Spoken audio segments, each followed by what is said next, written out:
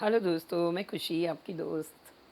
दोस्तों, कभी-कभी चालाकी बहुत भारी पड़ जाती है क्योंकि हम सोचते हैं कि हम ही सबसे समझदार हैं और दूसरे सब मूर्ख हैं। तो ऐसा ही एक बोना था जो कि महामूर्ख था, लेकिन वो समझता था कि मैं बहुत चतुर हूँ।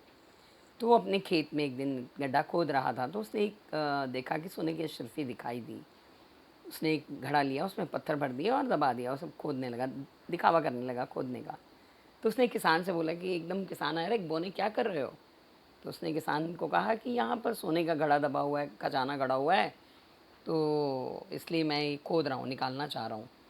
लेकिन उससे पहले उसने किसान को भी थोड़ा लालच आया, उसने बोला अच्छा, ला मैं तेरा खेत खोद देता हूँ, खेती कर देता हूँ, उसमें क्या है? तो वो उन्होंने बोला नहीं, पहले मेरे साथ एक शर्त लगाओ कि तुम मेरे 2 साल मेरे खेत में फसल बोओगे, उसके बाद मैं तुम्हें ये घड़ा सोने का भरा हुआ दे दूँगा निकाल कर। तो किसान ने बोला कोई बात नहीं, ठीक है। तो किसान ने बोला बोने, लेकिन एक शर्त मेरी भी है। तो बोना बहुत खुश होकर बोला बोलो क्या?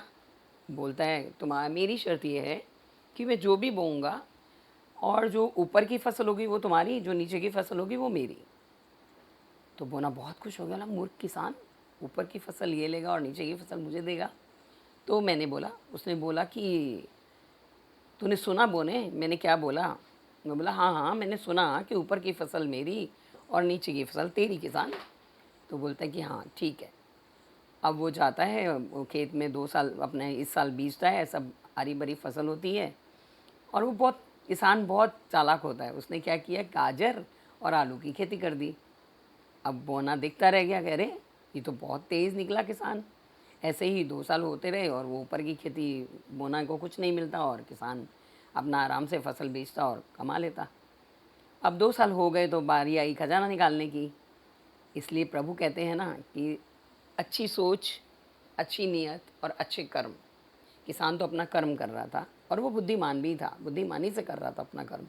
मूर्खता से किया हुआ कर्म और बुद्धिमानी से किए हुए कर्म में ये भी फ़र्क होता है कि प्रभु उसको उसका वैसा ही फल देते हैं। अब बोना आया, बोला चलो चलो 2 साल हो गए हैं, अब निकालो।